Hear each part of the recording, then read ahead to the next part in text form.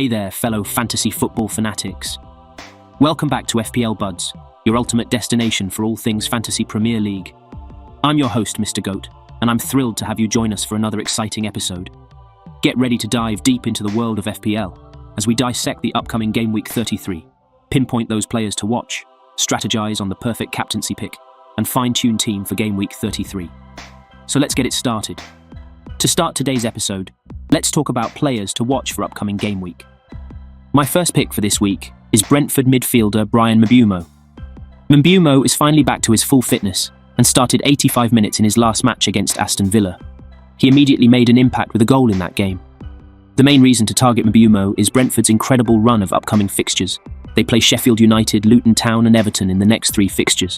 Mbeumo could be a good option for the remainder of the season, as Brentford have excellent fixtures for all the 6 matches left to play. Overall, a great pick in midfield for the long term. For my second pick, I have another Brentford player, but this time it's a defender. It's Sergio Reguilon. Reguilon got 2 assists in his last game versus Aston Villa. He is a great option due to his price point, as he costs only 4.4 million and could be a set and forget in the defence for the remainder of the season. Overall, a great pick, especially as an attacking threat from the defence.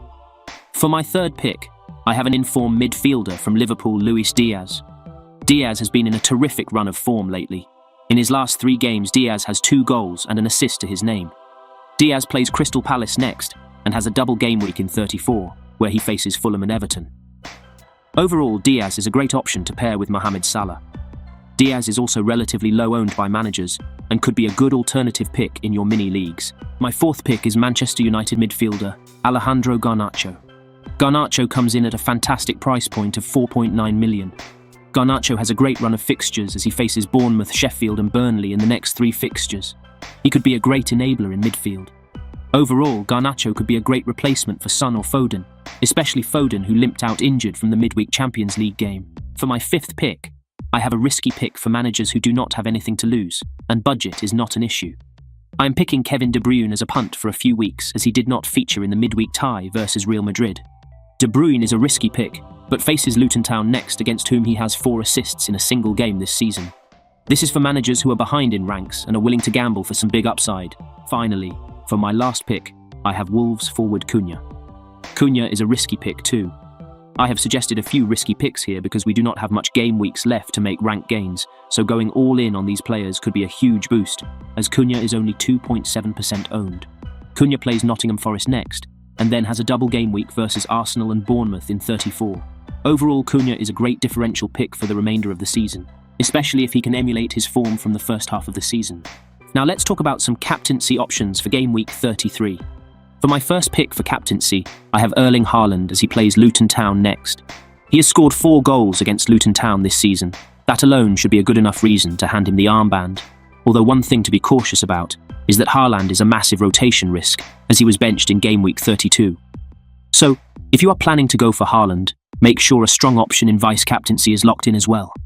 Another contender for captaincy this week is Mohamed Salah.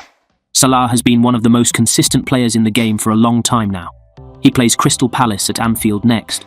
Salah and Liverpool will be looking to bounce back after that disappointing draw against Manchester United in Game Week 32.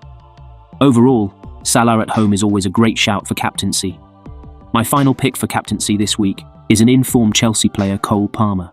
Palmer has been undoubtedly the bargain of the season, in terms of both FPL price tag and his actual transfer value.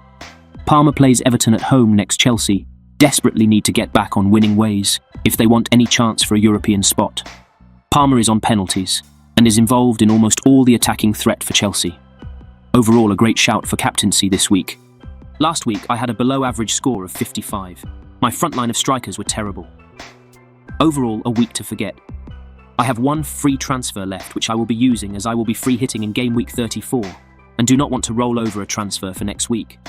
I have a few things in mind, and have not decided what I will do with my team, but let me discuss a few possible scenarios.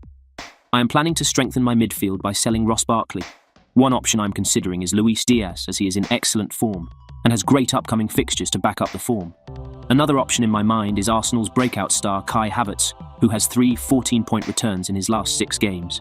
He is on absolutely crazy form and is still being overlooked by managers, as he is only 4.9% owned.